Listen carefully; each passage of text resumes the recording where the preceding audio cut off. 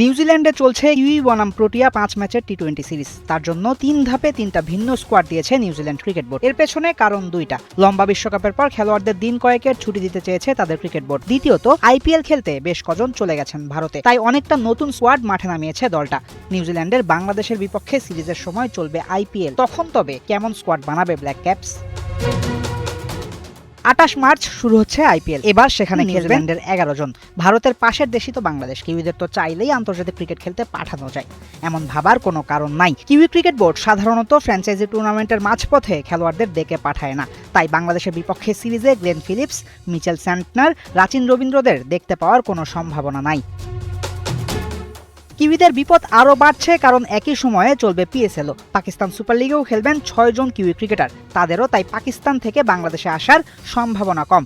এখন তাই প্রশ্ন, নিউজিল্যান্ড ২ ফরম্যাটের জন্য স্কোয়াড বানাবে কি করে?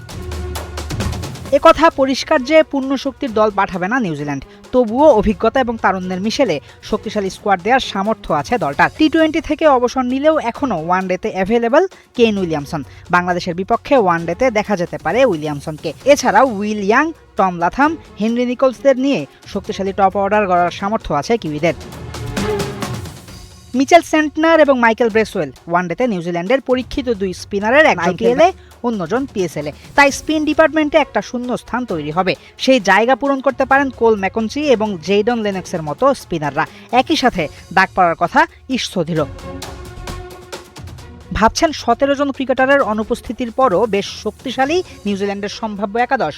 আপনার ধারণা আংশিক সত্য, কেননা ব্যাটিং এবং স্পিন মোটামুটি শক্তিশালী হলেও বাংলাদেশের বিপক্ষে কিউইদের পেস বোলিং এবং মিডল অর্ডারে অপূরণীয় ক্ষতি হওয়ার কথা। ওয়ানডেতে নিউজিল্যান্ডের মিডল অর্ডার অনেকটা একাই সামলান ড্যারেল মিচেল। তার পাশাপাশি ফিলিপস, ব্রেসওয়েল, স্যান্ট সবাই ব্যস্ত থাকবেন ফ্র্যাঞ্চাইজি লিগে। অন্যদিকে নিউজিল্যান্ডের মোট ৬ জন পেসার খেলবেন আইপিএলে। তাই বাংলাদেশের বিপক্ষে একেবারেই আনকোরা একটা পেস অ্যাটাক নামাতে হবে ব্ল্যাক ক্যাপসদের। ওয়ানডেতে বিশ্বের দ্বিতীয় সেরা দল নিউজিল্যান্ড, কিন্তু একে তো তারা বাংলাদেশে আসবে খেলতে, দুয়ে তাদের স্কোয়াডও হবে না খুব বেশি শক্তিশালী। বাংলাদেশের সেই সমস্যা নাই, সব খেলোয়াড়দের পিএসএল থেকে ফিরিয়ে এনে শক্তিশালী স্কোয়াডই দেবে টাইগাররা এপ্রিলে। তাই নিউজিল্যান্ডকে হারানোর বড় সুযোগই পাবে বাংলাদেশ। র্যাঙ্কিংয়ের 9-এ থাকা একটা দলের 2 নম্বর দলকে হারিয়ে র্যাঙ্কিংয়ে উন্নতি করার একটা সুবর্ণ সুযোগ যে থাকছে, তা না বললেও চলছে।